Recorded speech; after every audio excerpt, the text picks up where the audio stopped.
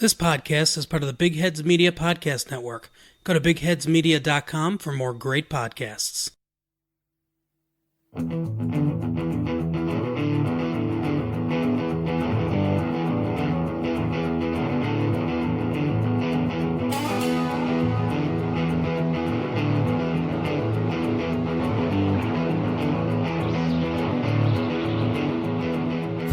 Hello, everyone, and welcome to Meowmix, the Carolina Panthers podcast. My name is Steven. My name is Jerry. And we are here to talk about the latest Carolina Panthers defeat, this time at the hands of the Seattle Seahawks, 30-24, in a game that might end up closer than a lot of people thought. I think the line ended at 6.5 for this game, so the Panthers did cover. But, Jerry, a loss is sort of a win in this case? Yeah, I 100% agree. There was no benefit of winning this game for the Carolina Panthers. If we would have knocked out Seattle out of the playoffs, yeah, I would have wanted to win. But they already are punched their ticket to the playoffs. They're still fighting for the division. I don't care about that. But to make them not go, I would have been excited. But no, I want a better draft at this point. And this team is proving that the defense has many holes. The offensive play calling is awful, has stayed awful. Lots of interesting play calls today on the offense. Tons of wide receiver runs today, 5 of them. Kyle Allen actually scrambled a little bit today, which is something we haven't seen a ton of recently from him. 5 rushes for him. But yeah, you're right. I mean, all the coaching staff is gone after this season. You know, a lot of players are going to be gone after this season. It's sort of going to be, I don't know if this will be a reboot for the franchise, but it's definitely going to be a refresh. And I'm just ready. You know, I'll be happy if the Panthers end up 5-11. We'll go over it a little later on, but there were several teams that lost today that helped the Panthers in terms of draft position. So even though this was a loss for the 2019 regular season, for the future of the Panthers, I think this was a win. Yeah, I agree. And I think next year is going to be a soft reboot. Not a full reboot, just a soft one. I think we're going to have a lot of the key pieces still in place. Cam, I'm not sure of, but coaching-wise will be gone. But Luke will be the star on the defensive side. KK will be there. Eric Reed will be there, even though he's struggling right now. Brian Burns. You know, Christian, leader of the offense now. I don't know about Eric Reed. I mean, is he good? I don't know. His coverage has been bad, but most of our secondary's coverage has been bad. Yeah, I think we can say for sure now that Dante Jackson is probably not the answer as a starting corner for this team moving forward. And that's going to put us in some very tough situation with James Bradberry being a free agent, because Ross Cockrell's a free agent as well, who's not a great starter either. But if Dante is playing like he did today, which was god-awful, just yeah, he was just pure bad. I mean, we're looking at a whole new cornerback situation starting. So that'll be an interesting thing to keep an eye on. Yeah. I mean, there's several big plays, a couple of touchdown plays that just showed Dante Jackson trailing the play. Just not in position, or if he was in position, he got there late, and he just continues to look bad. And I don't know if it's something that they can coach out of him, or something that, you know, he's just not going to get it. He's just relied on his speed for too long, and now everybody's just as fast as he is in the NFL. Yeah, I don't know if it's him just kind of not fully understanding his position and what his role is. I don't know if he's ever had to watch game film, understand game film, get in the right position due to game film. I don't know if hopefully he has that ability to get in there and do it, but right now he's not doing it. Yeah, he seems like the kind of guy that can make some flashy plays and certainly make a name for himself. But when it comes just to the day-to-day work, I haven't seen it from him so far. So, I mean, you know, Josh Norman had this problem his first couple years in Carolina too, so I'm not saying that he can't turn it around. I certainly hope he does, because he has a ton of athleticism. I mean, if he can figure it out, he's going to be a great player. But as of right now, he is hurting us more than he's helping us. Yeah. I mean, where do you want to start with this game? I don't even know how much we really want to go into it. At one point, the Seahawks were up 30-10 in the fourth quarter, and the Panthers did make a game of it. More soft defense from Seattle than actual good play calling from Carolina, do you think? That's kind of where I'm landing. Well, yeah, that's where I land too. Again, the play calling has been awful on offense. Christian McCaffrey got a little bit more touches this game, but only 19 carries to Kyle Allen's 41 passes. Turner is supposed to be auditioning for a job. Right now, he's going to be in the unemployment line, because I don't know why you're not giving Christian McCaffrey the ball to run. Now, the first scoring drive, they did a lot of fake end arounds that were really creative, and then they stopped that for a while. I just didn't understand why they did it. Yeah, I noticed that particularly in that first scoring drive, they kept the ball out of Kyle Allen's hands. I think that at some point close to the end of the first quarter, or maybe even into the second quarter, he only had 4 passes. Yeah. And we were actually moving the ball, and I thought, oh, okay, so they sort of learned that the best way for this team to move the ball is to not let Kyle Allen turn it over. And then he got into a little bit of a rhythm at some point during the second quarter, and that's all they wanted to do was throw the ball. Yep. And throw the ball and throw the ball and throw the ball. And then he threw pick after pick after pick, and it was like, all right, when is Will Greer going to get his chance? I know he's not going to be the future right now. You guys aren't going to be the future, but we need to see what he has. Tepper needs to call down there and tell Fuel, if he doesn't want to start up, that's fine. He can go wait in the unemployment line with Ron Rivera, and he'll promote somebody else. Because this is a team for the future right now. Because Kyle Allen is not the future. He's making poor decisions over and over again. We can't rely on him throwing the ball 41 times. And I still want Christian McCaffrey to have the rushing title. I'm not even going to deny that. He's not far away. He's only 60 yards out. No, not anymore. Not anymore. Yeah, he is. No, Chubb had 127, so Chubb gained 40 more on him today. So he's at least 100 off. Those stats haven't updated yet on ESPN. On ESPN? Oh. No, they don't. They usually don't update till the next day. So I still think he can win it. I think that dream is over with. He's still going to lead the league in scrimmage yards, which is something. You know, he still has the shot at getting 1,000, which I think is what they need to focus on now.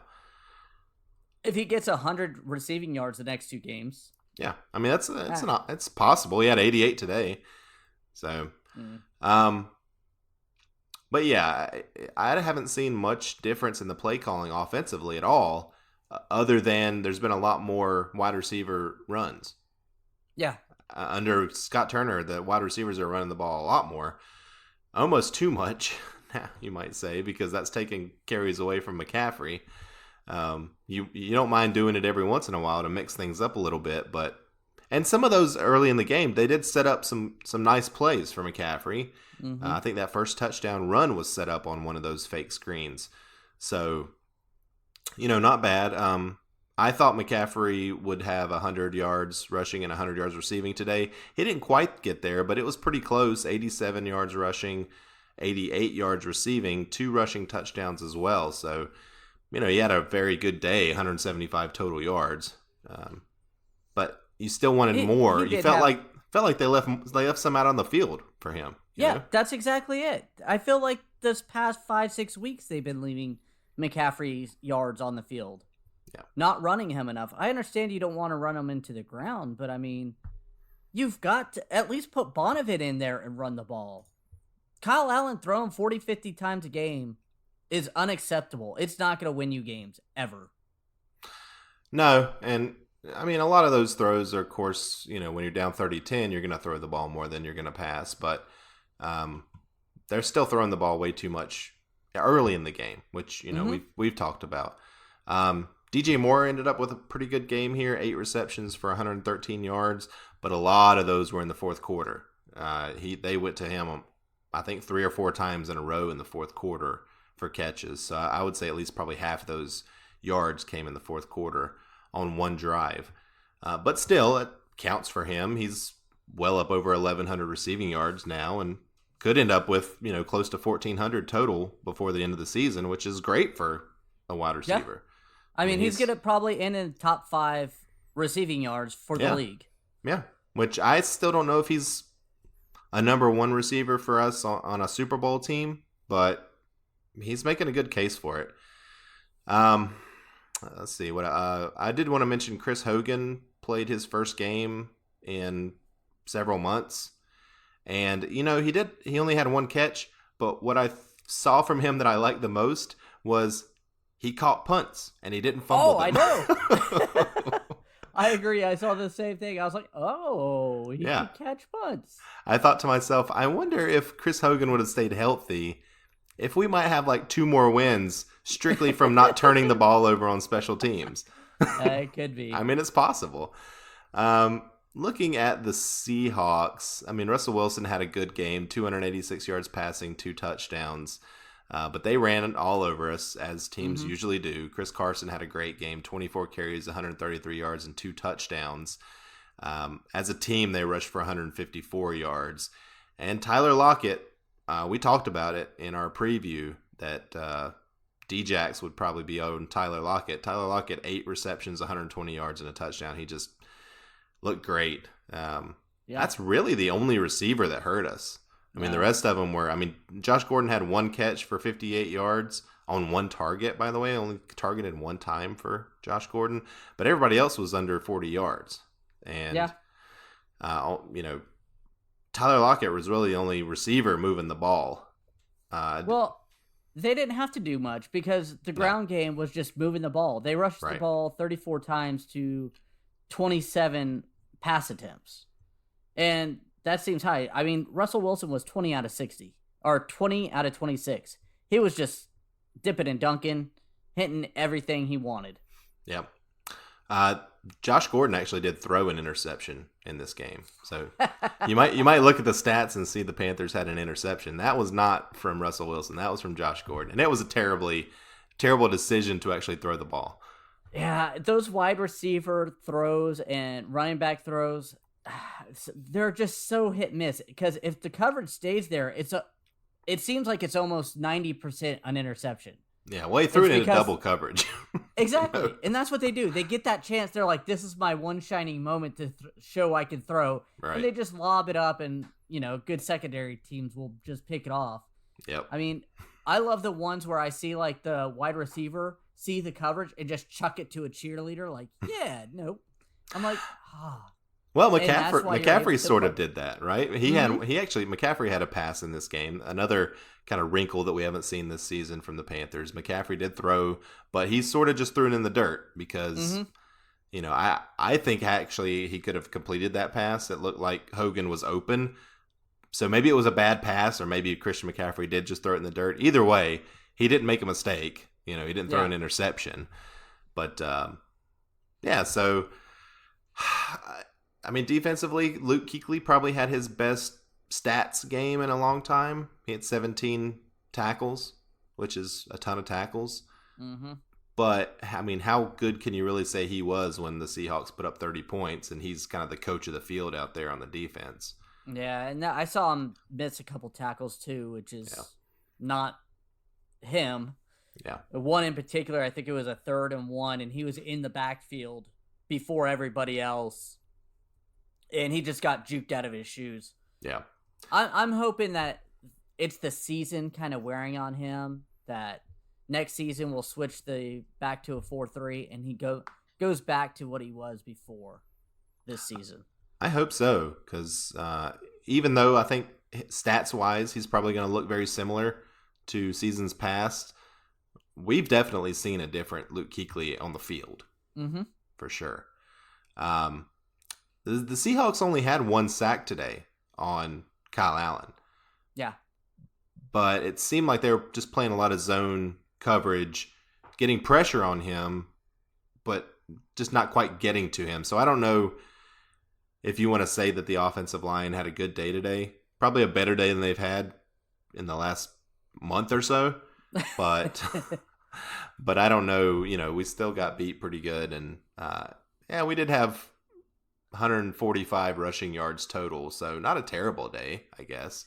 No, it wasn't a bad game, especially considering how good Seattle is. But it's just so sad to see this team play the past few weeks how they have, with no motivation, no heart.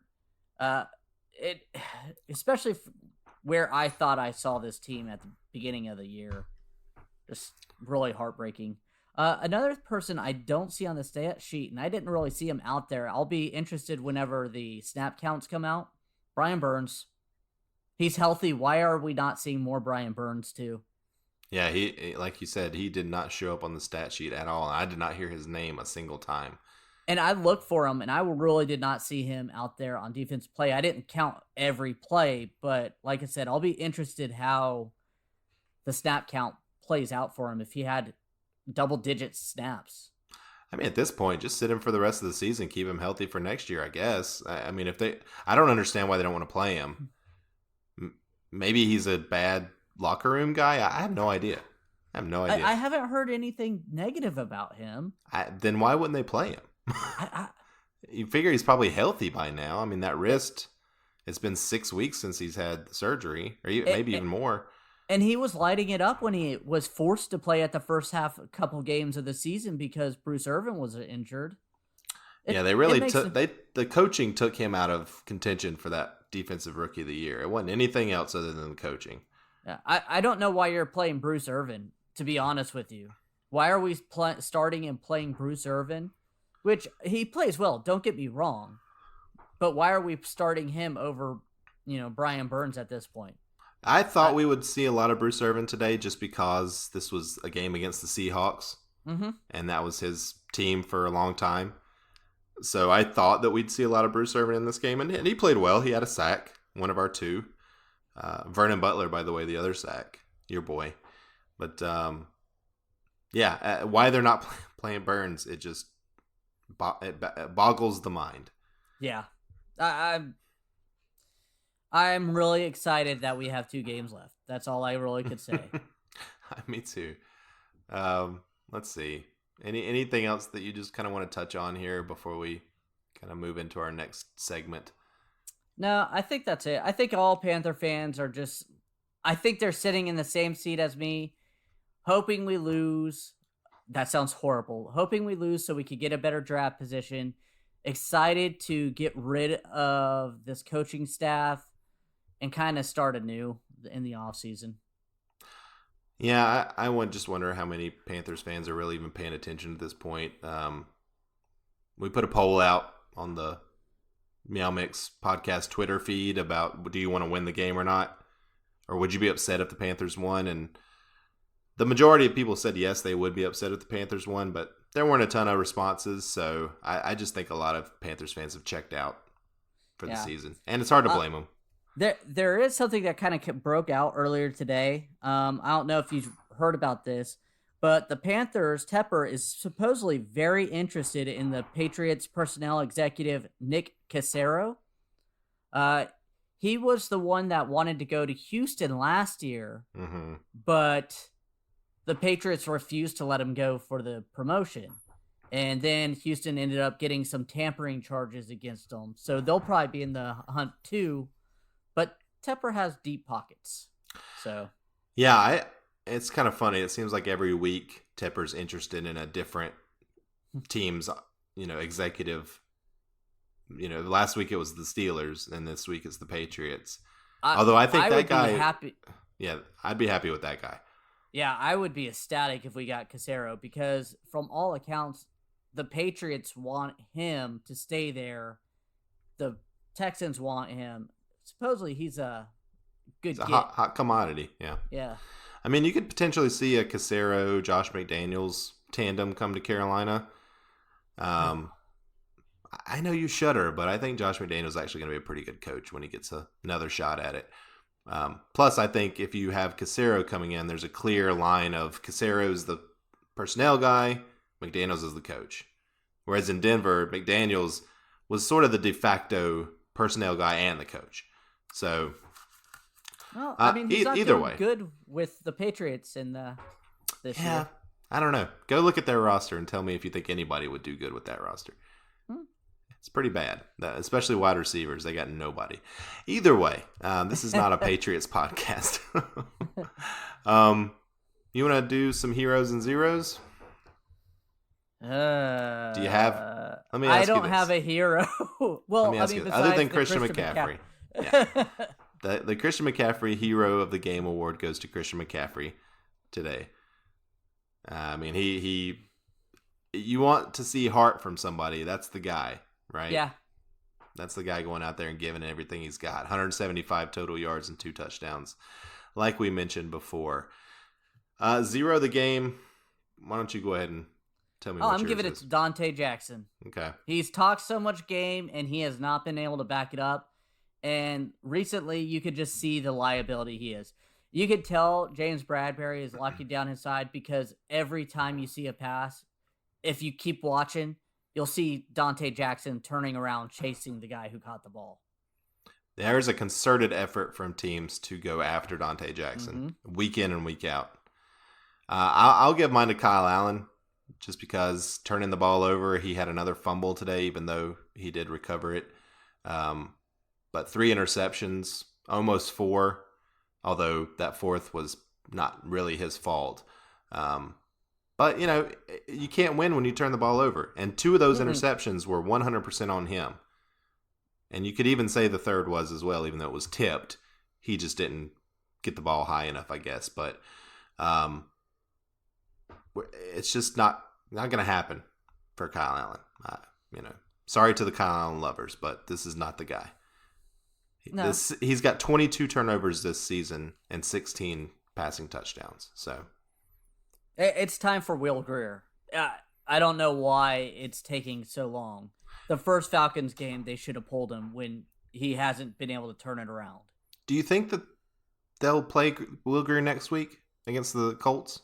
No, I unless Tepper goes down there, kicks down Perry Fuel's door and tells him to. I don't see it happening. Let me ask you this: do you want Will Grier to play? I do. I want to see. I mean, I know it won't change my mind whether or not we draft a quarterback if Cam Newton's gone or here. But I do want to see what we've got in him. What if he wins a game? Will that make you happy? Because we know Kyle Allen can lose us games. That's my only negative. I really don't know. Yeah. I kind of just want to see Kyle Allen play the rest of the year and, basically end up losing 8 in a row, just like last year. Right now we're at 6 in a row, loss-wise. But, all right. So that was the heroes and zeros. You did eke out a beer bet victory, even though I think that I should actually have this victory. The spirit of the win, I believe I had. You don't get spirit beer bet. You can't keep claiming that every week. You thought this was going to be like a 17-point win. I thought it was going to be a closer game. And even though the over-under was 5.5 and we lost by 6, technically you get the win. But you thought this was going to be a blowout. I did. But that's okay. So the spirit of the win goes to Steven once again. Any other thoughts for the game? 2 more weeks, guys. 2 more weeks, and then we can start building towards the future. And Joey Sly had a nice 52-yard field goal today. Didn't really get any other opportunities. Pilardi had some good punts. 2 in the 20. He only punted the ball 4 times, and 2 of them landed inside the 20. No one cares about special teams like that. I'm just saying. Trying to find some positives here, man. That's all. 2 weeks left, man. That's the positive. That's the positive. All right. And we'll be right back with the rest of the NFL scores. Then we'll do it That's like good. That. Okay, cool. So who says what? So I'm We're saying... a podcast. You say that? So I'm saying 5. Beth? 4. 3. 2. 1. Hey there, I'm Dave. I'm Beth. And I'm Veronica. And we are the Happy Hour. We're a podcast dedicated to the most decorated NHL franchise of all time, the Montreal Canadiens. A casual listen by Habs fans for Habs fans. We have new episodes every week, so have a listen. Bye. Bye.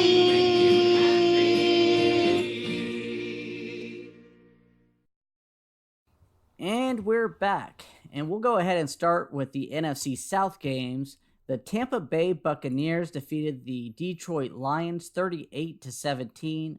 Jameis Winston has been on a roll, throwing for 458 yards and 4 touchdowns. Ronald Jones led all rushing with 11 carries, 23 yards. That is abysmal for a game-leading rusher. Chris Godwin, 5 receptions, 121 yards. And Brashard Perriman also got 3 touchdowns on this game, so he had a heck of a game filling in for Mike Evans. Now, Tampa Bay improves to 7-7. That is 5 wins out of their last 6 games, 4 in a row.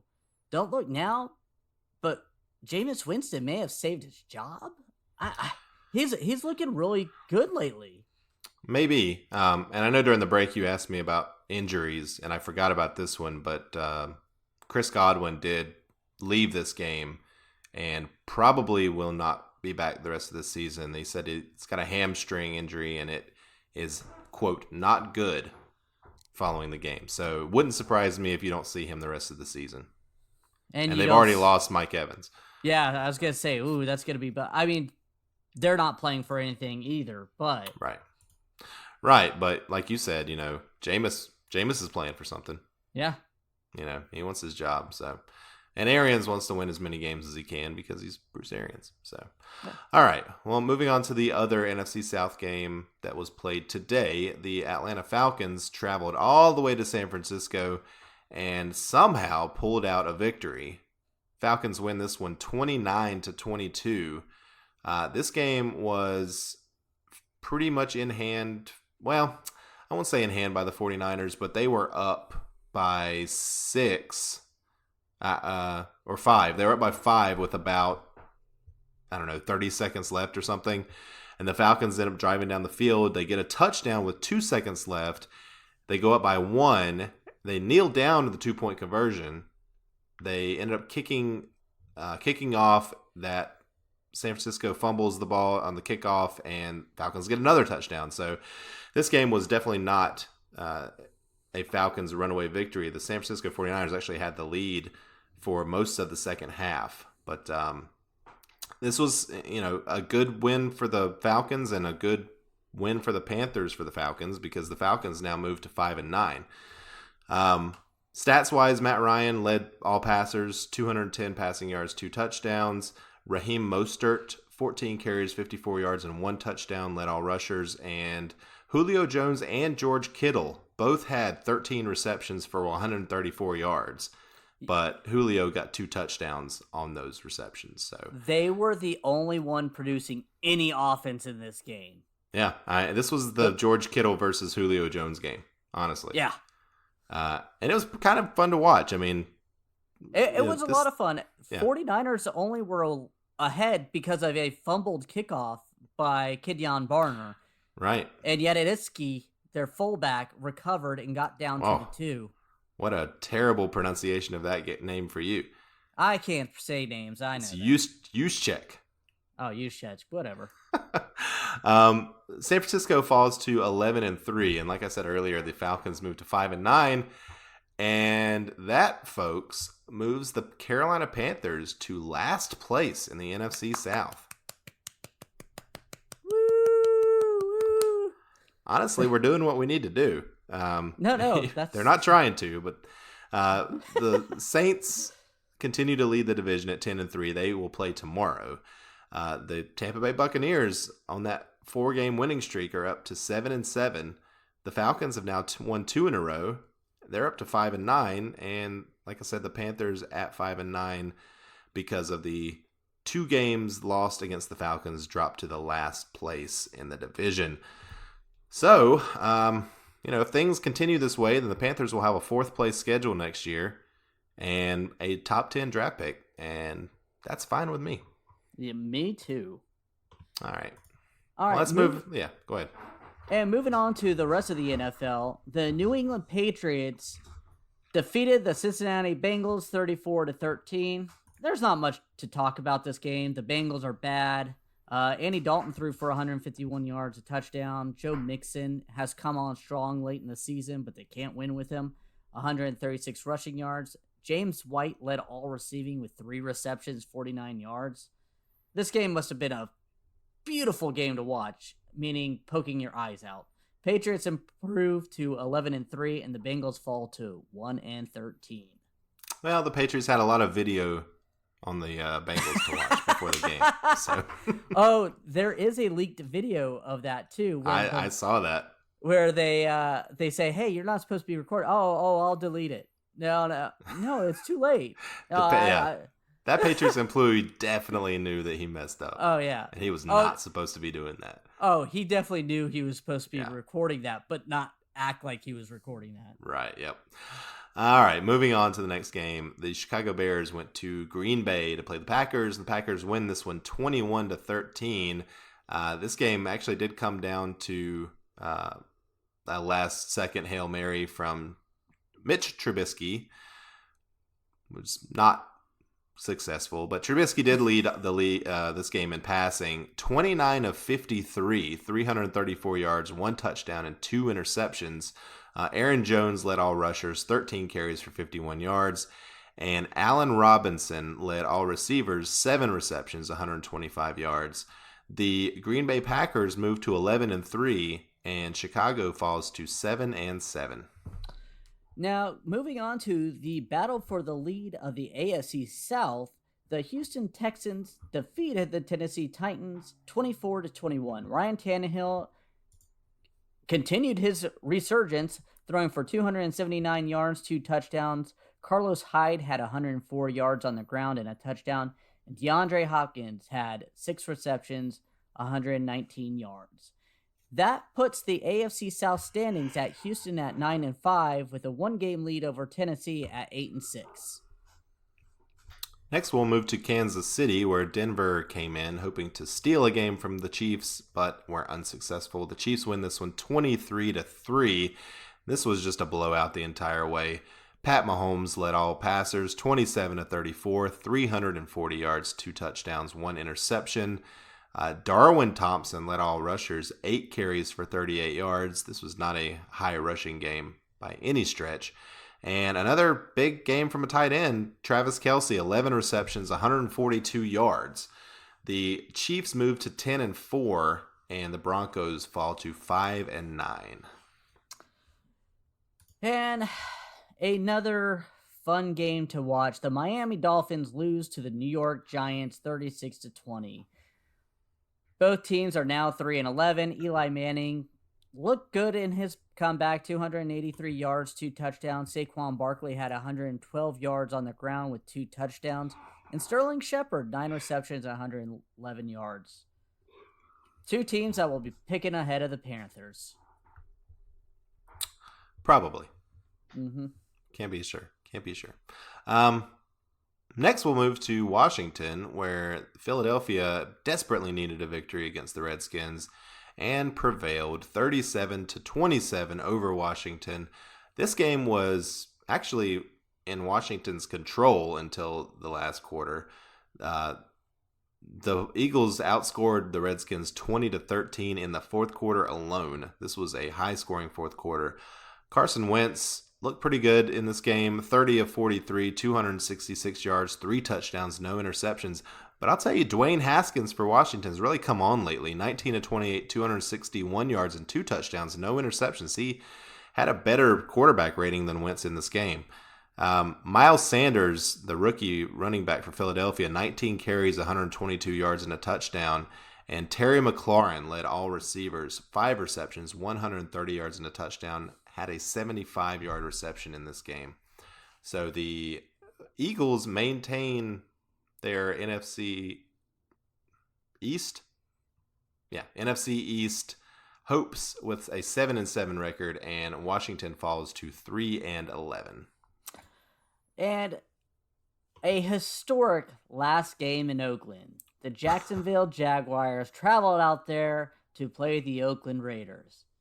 And the Jaguars had a great comeback, 14 points in the fourth quarter to win this game, 20-16. Way to let down the Oakland fans one last time, Raiders. Derek Carr led all passing with 267 yards and a touchdown. Josh Jacobs carried the ball 24 times and got 89 yards.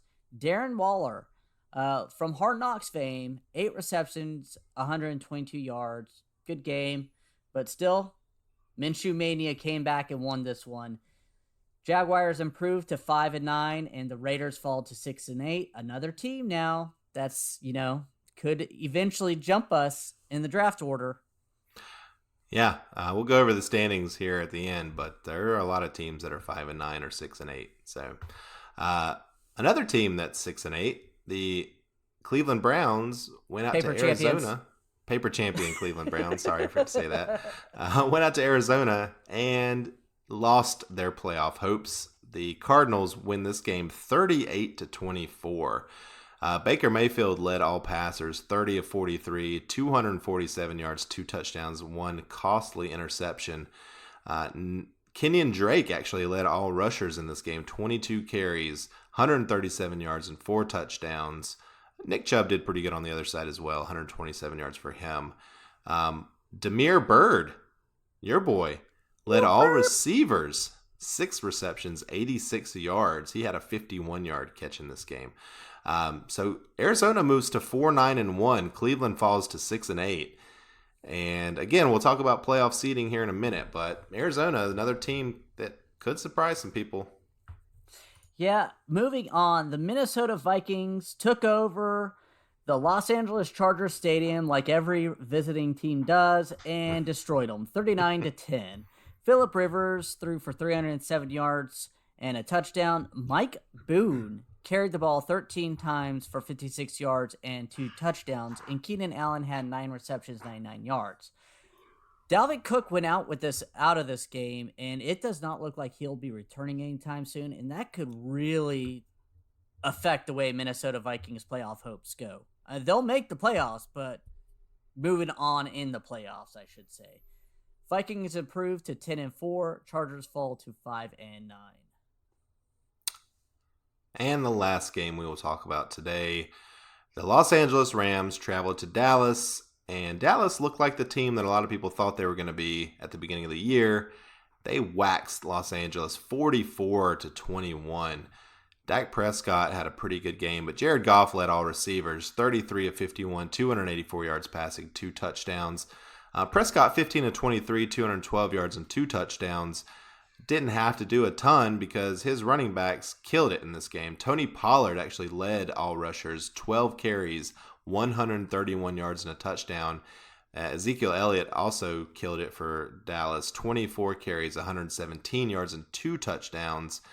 In terms of receiving, Tyler Higbee, the Los Angeles tight end, 12 receptions for 111 yards. Like I said, not a lot of passing on Dallas. Tavon Austin actually led Dallas in receiving. He only had 1 catch. It was for 59 yards. Dallas stays tied for the NFC South lead NFC East lead at 7-7. The Rams are at 8-6, in danger of falling out of the playoffs altogether. Yeah, expect the Dallas at Philadelphia games for the NFC East title next week. Get flexed to the late game. Just a heads up. I was so hoping that was going to be the Week 17 game, but I guess not. No, Dallas has the Redskins Week 17. Of course they do. So that'll get flexed to a primetime game too. Probably.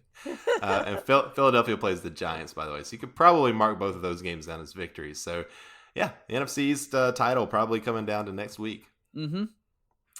I think that does it for this week. Well, let's talk about real quick the playoff seeding. Oh, I apologize. Go ahead. Problem. There are currently 6 teams that are sitting at 5-9. The Panthers being one of those. There are 2 teams at 6-8. One team at 6-7, Indianapolis, who will probably end up losing their next game, so they'll be 6-8. And 6 teams that are better than, or worse than 5-9, I should say. Starting with Arizona, who's 4-9-1. One win from them, and they actually would fall better than a 5-10 Panthers team. So Panthers could jump them. The Panthers could conceivably jump to 6th. I mean, that's not out of the question. No. Given that they're currently tied for 7th. Yeah, and some of these teams that are losing are... No, Arizona's not going to win a game. They're playing Seattle and the Rams. Yeah. I mean, the Rams... well, I'll say this. Seattle always plays close games. So that, you never know there. And the Rams could be out of it by week 17. In fact, they probably will be. So they might not have anything to play for. So you never know. But either way, it's kind of imperative on the Panthers to lose these next 2 weeks. Yeah, and if New Orleans benches everybody, we need to bench everybody. There's Perry Fuel Tepper needs to go down there and literally tell Perry Fuel not to win this game. Because we don't need what happened last year happen this year. Yeah, and I don't think that'll be the case because right now New Orleans is 10-3. They are currently sitting 4th in the NFC, although they would be 3rd in playoff seeding. So the 2 teams ahead of them, Seattle and Green Bay, are both 11-3.